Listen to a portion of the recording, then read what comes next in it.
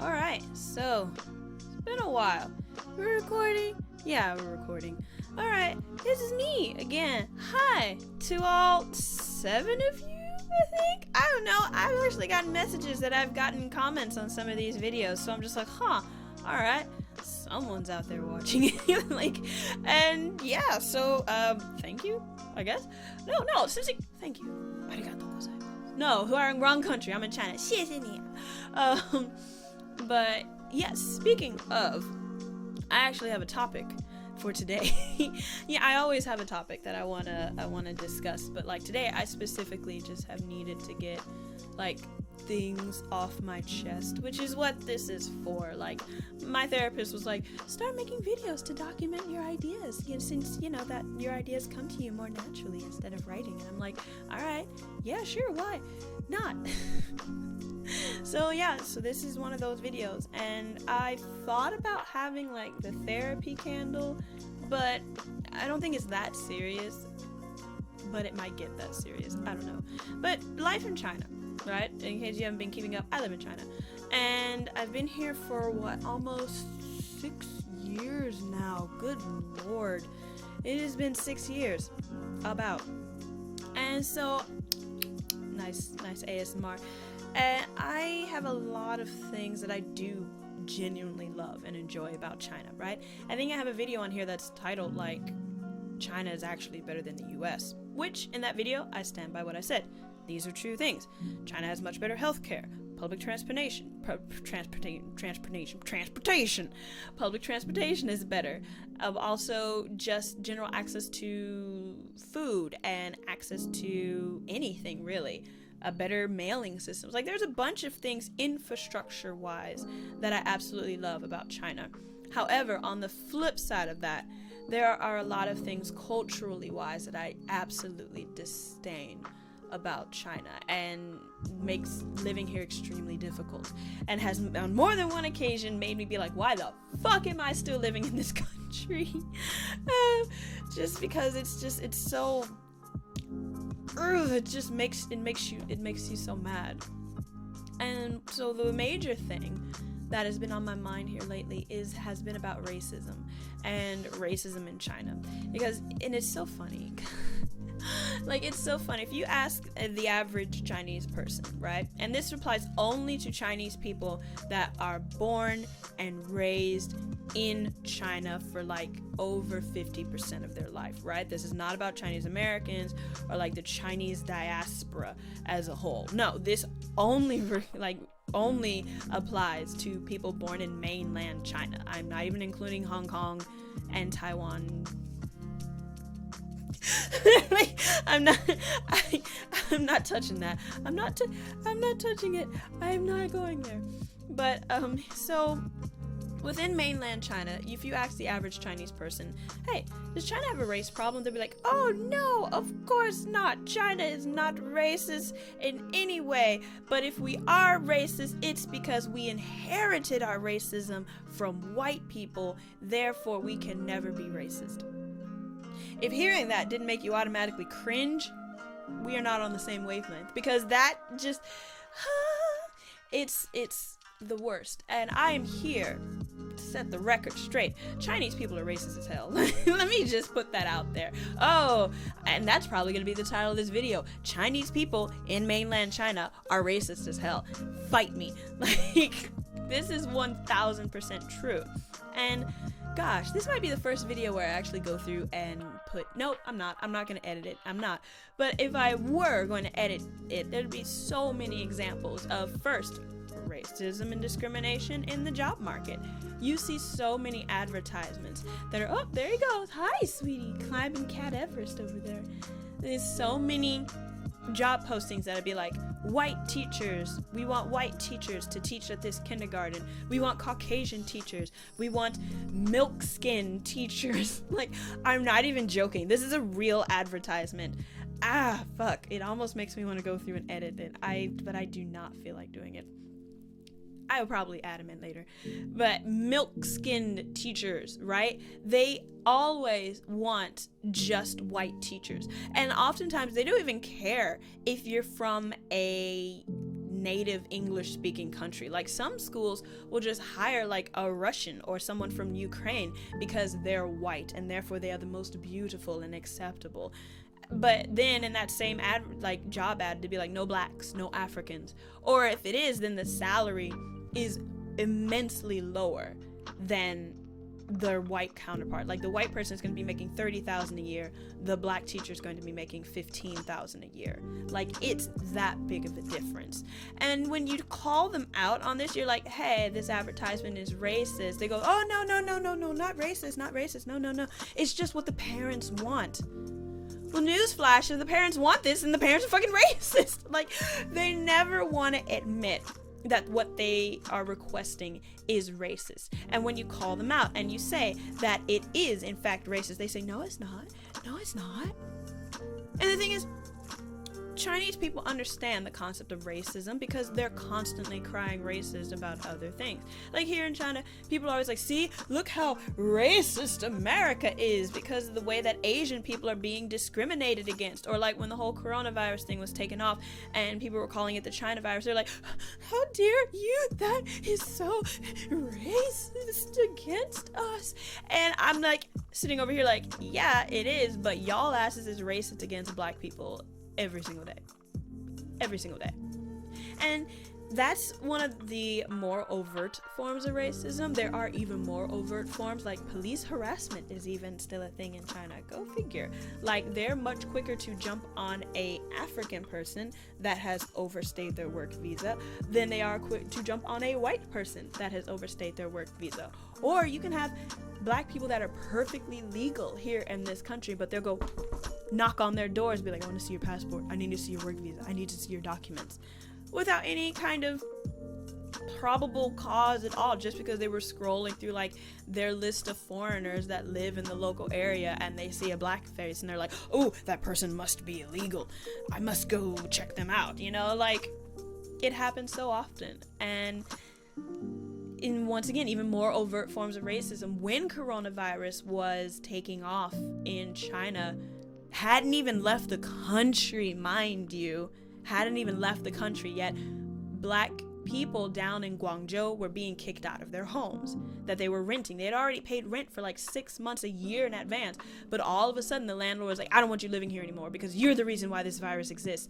And all of us were like, motherfucker, this virus started in China. Like, it hadn't even gotten out of China at this point. It was still in China. But the Chinese people are so racist against black people that they're like, no, this virus must have started from you. So you can't live in my house anymore. Like, and they wouldn't even give them a chance to, like, find a new place to live, to collect all their things. You had landlords literally, like, shutting off the power to these apartments in order to force these majority Africans out of their homes.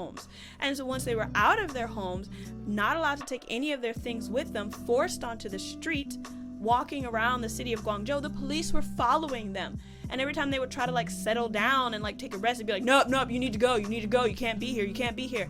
And it was such blatant and horrible harassment that several African countries' embassies had to get involved. The embassy of Ghana, the embassy of Nigeria, the embassy of like Lago, or like several embassies. And it only took when the people of Nigeria, I think, burned down a Chinese factory in Nigeria until the government was like, oh, okay, guys, stop being racist.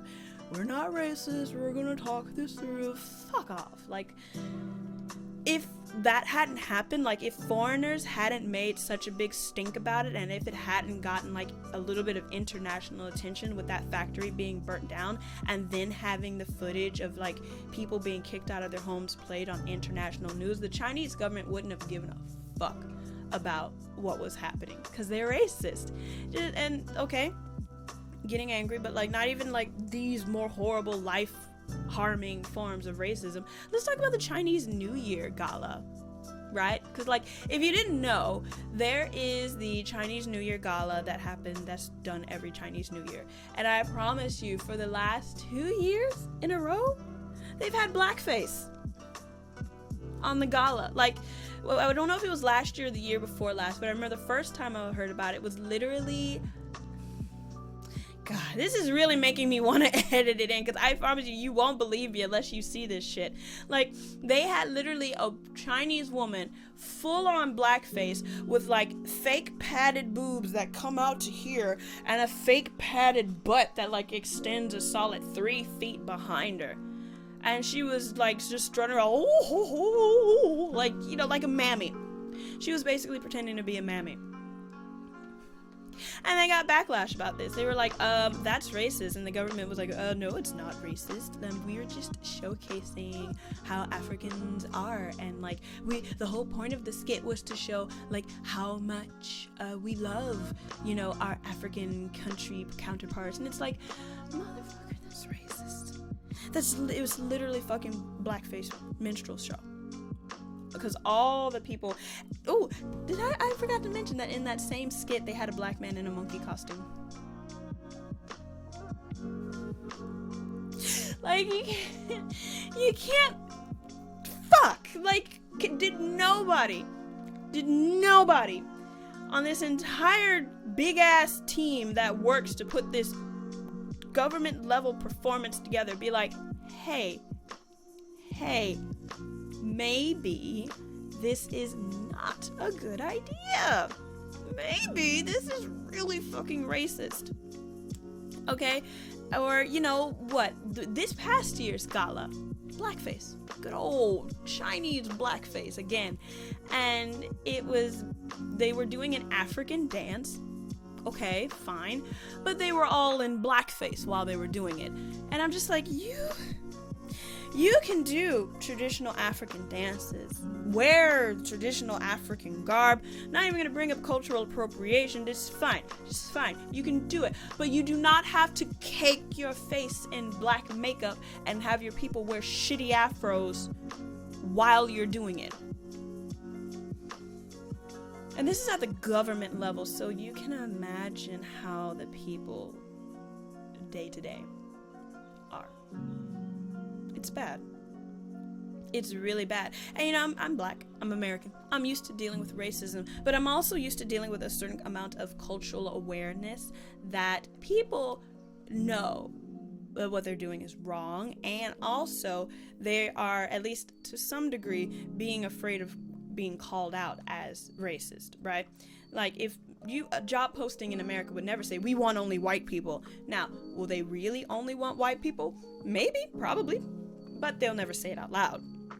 Or we have things like affirmative action where they have to hire a certain number of non-white people. China doesn't have that. They will discriminate. Nope, you're black, we don't want you. And that's it. That's the main thing. You're black, we don't want you to work here. Ah, there goes my phone. But so that's everywhere. And it's not even just that. It's like even in the textbooks that like children use to learn English words, right? There was an example that I saw that was like the word for pretty had the picture of a white person.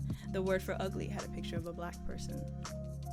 Or like, oh Jesus, the famous example of the laundry detergent commercial where like there's a black guy and the Chinese girl pushes him into the washing machine and he gets washed and he comes out as a Chinese guy.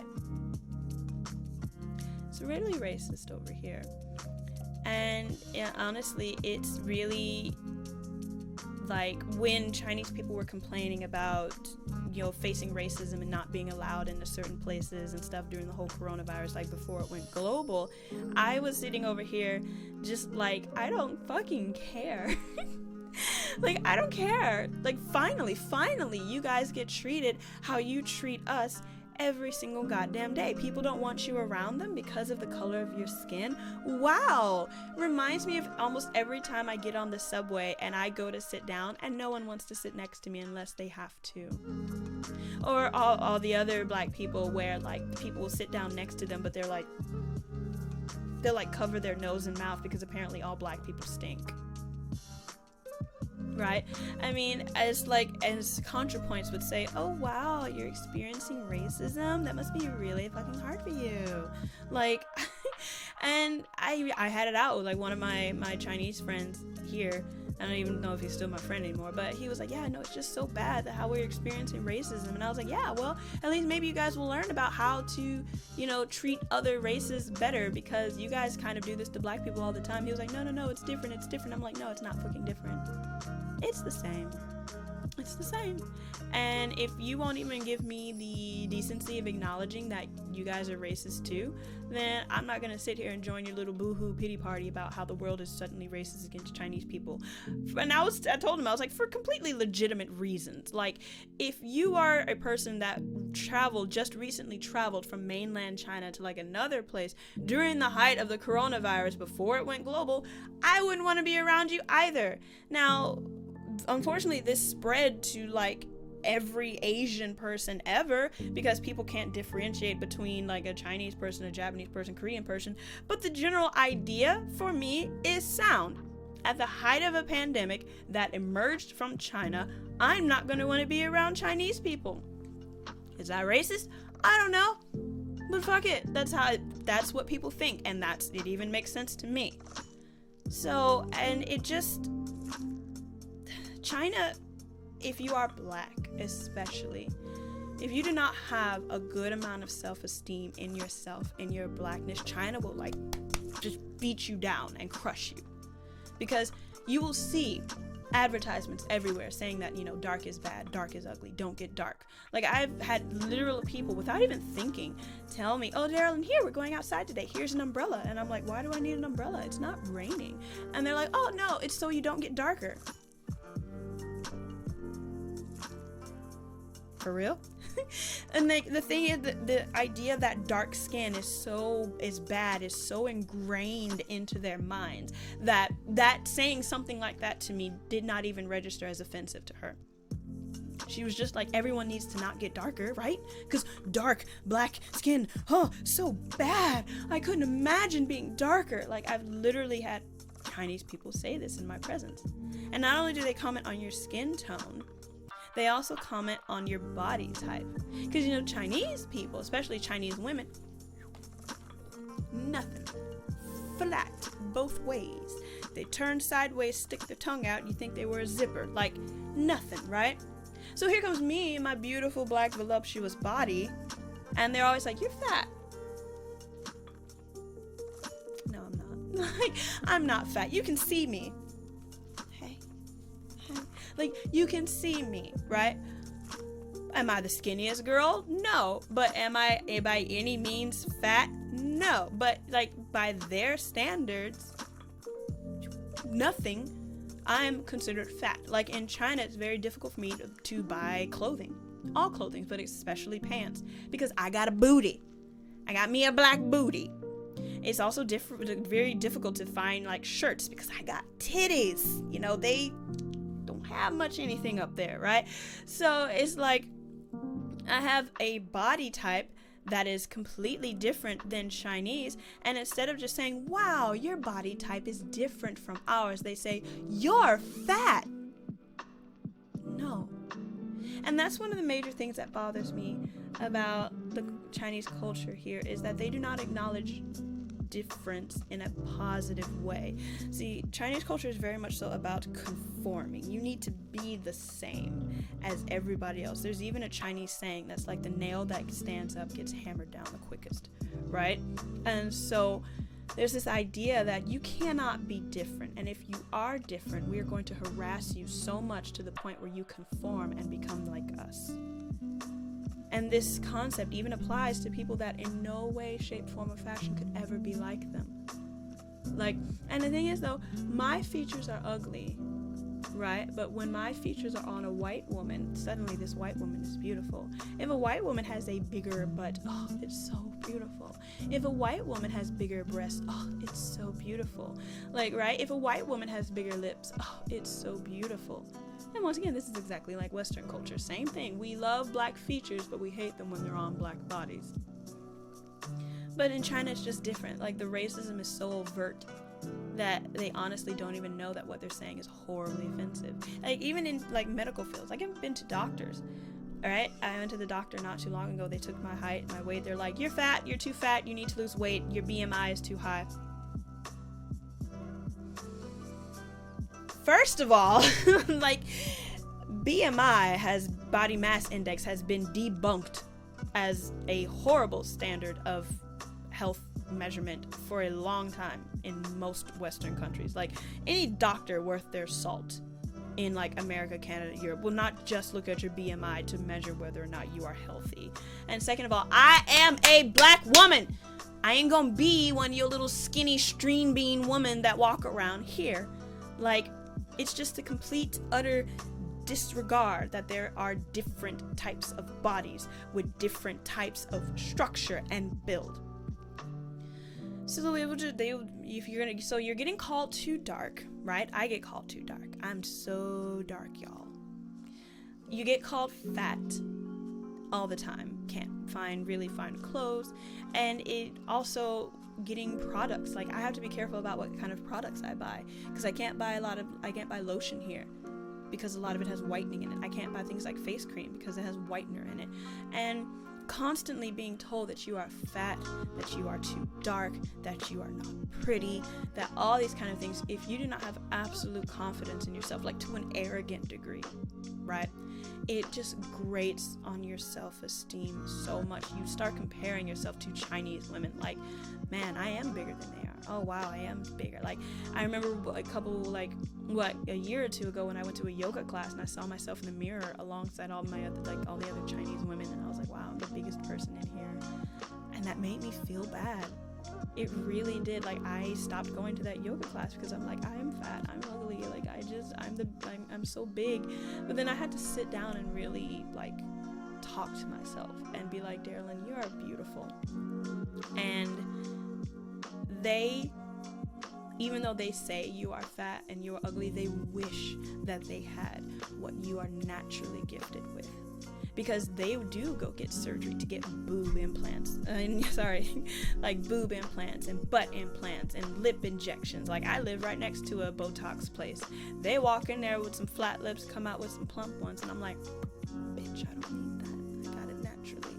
So I really had to delve down and just understand this local culture for what it is. It's like, Chinese people, by and large, do not accept or embrace difference. They accept conformity, and I will never be like them, so I should never give a shit about what they say. And that has been a journey, and in that sense, I'm actually kind of thankful for China, because it has given me a lot more confidence in not only who I am, but like how I look. Like, I am much more confident in my blackness now than I ever was before. Like, I wear, more color in my hair. As you can see, like, my hair is purple. And I've been wearing bright colors in my hair this entire time I've been here, because I'm like, I can. And adding color to my hair feels like expressing myself and expressing my culture, especially purple, color of royalty, baby.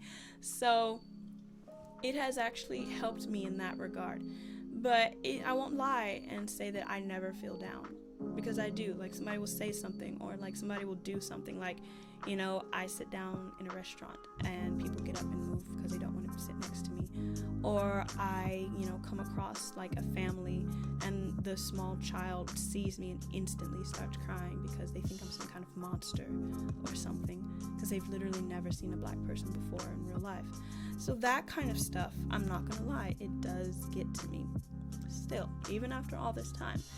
But I can't say that I do have much tougher skin now than before, and things are with the younger generation, like, I would say people that are teenagers right now, they're usually so much better than 20 and above, right?